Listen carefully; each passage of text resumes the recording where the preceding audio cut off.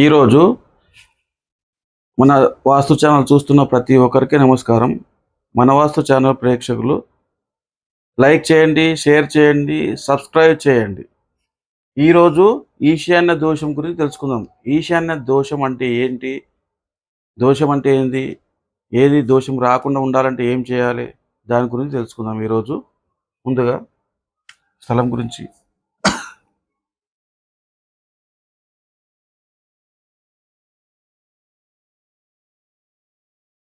ఉత్తరం, దక్షిణం, పడమర, తూర్పు, ఈశాన్యం, వాయువ్యం, నైరుతి, ఆగ్నేయం. ఇల్లు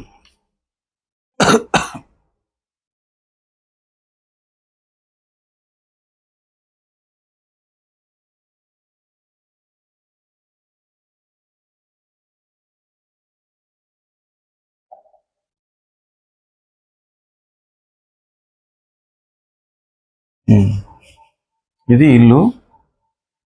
ఉత్తరం, తూర్పు, పడమర, దక్షిణం, ఈశాన్య దోషం. ఈశాన్య దోషం అంటే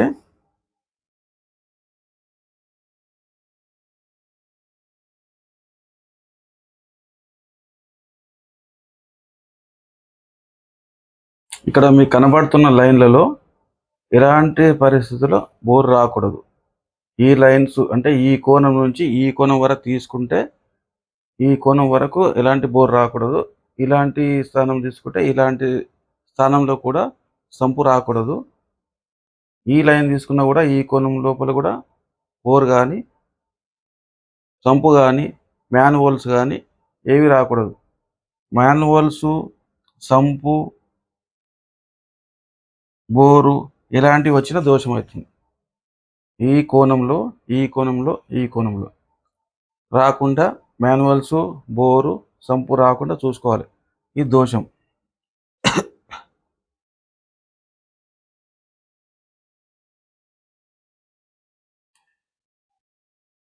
ఈశాన్యంలో చాలామంది ఇళ్ళల్లో చూస్తుంటే ఈశాన్యం 90 డిగ్రీల మూలలో సంపు పెడుతుంటారు అనమాట. ఈ సంపు వల్ల ఇది ఈ స్థలానికి ఈశాన్యం కట్ అవుతూ ఉంటుంది అనమాట. ఇది ఈశాన్యం ఇంత కట్ అయిపోతుంది. ఎప్పుడైతే ఈశాన్యం కట్ అవుతుందో ఆ ఇంట్లో సంపదకు నిల్వ ఉండదు. సార్ కరెక్టే సార్, మేము ఈశాన్యంలో 100% వాస్తులో అసలు చెప్తారు మీరు, వేరే వాళ్ళ దగ్గర చూసినాం మేము, వేరే వాళ్ళు చెప్పారు మాకు మనకు వాస్తుకు ఈశాన్యంలో ఉండాలి, అందుకని చెప్పేసి మాకు ఇక్కడనే కట్టించినాం మేము, సంపు కానీ బోరు కానీ బావి కానీ మాకు ఇక్కడనే ఉంది, మాకు 100% ఉంది అంటే మీరు వేరే ఇళ్ళల్లో చూడండి, మీ ఇళ్ళలో కూడా చూడండి.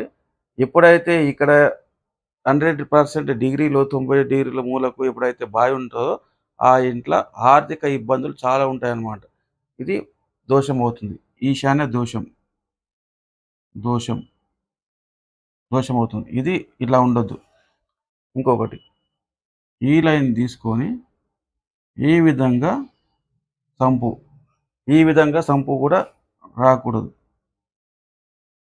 ఇట్లా తీసుకుంటే ఈ విధంగా కూడా సంపు తూర్పు ఈశాన్యం అవుతుంది. ఇది తూర్పు ఈశాన్యం కూడా ఈ మూల వస్తుంది కదా, ఈ మూల పోటు వస్తుంది, ఈ మూల పోటు కూడా ఇక్కడ వస్తుంది.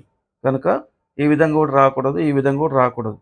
ఇది రాంగే, ఇది రాంగ్ అవుతుంది. ఇట్లా ఇక్కడ ఇక్కడ ఇట్లా రావద్దు, ఇటు ఇటు కూడా రావద్దు అనమాట.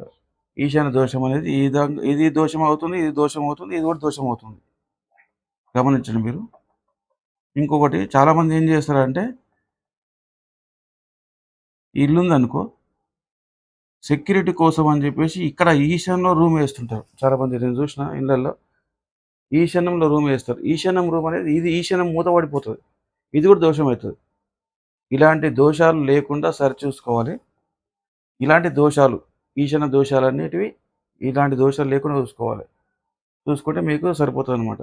ఇలాంటి దోషాలు లేకుండా ఈశాన్య దోషము, బరువులు ఇక్కడ బరువు కానీ ఇక్కడ కానీ బరువులు కానీ, ఒక పెద్ద పెద్ద సంపులు కానీ, పెద్ద పెద్ద పైన డ్రమ్ములు కానీ, పైన ట్యాంకులు కానీ ఈశాన్య స్థలంలో ఎట్టి పరిస్థితుల్లో ఉండకూడదు. ఈశాన్య పరిస్థితుల్లో ఎప్పుడైతే సంపులు బరువులు పెడతామో ఆర్థికంగా ఇబ్బందులు ఎదుర్కోవాల్సి వస్తుంది. అందుకని చెప్పేసి ఈశాన్యంలో ఎట్టి పరిస్థితుల్లో దోషం అంటే మ్యాన్వాల్స్, సంపు, బోరు ఇలాంటివి ఎట్టి పరిస్థితుల్లో రావద్దు. ఇది వాస్తు. మనము ఈశాన్యం గురించి తెలుసుకున్నాం. ఇలాంటి ఈశాన్య దోషాలు ఎవరైనా ఉంటే సరి చేసుకోవాలని సూచిస్తున్నాం.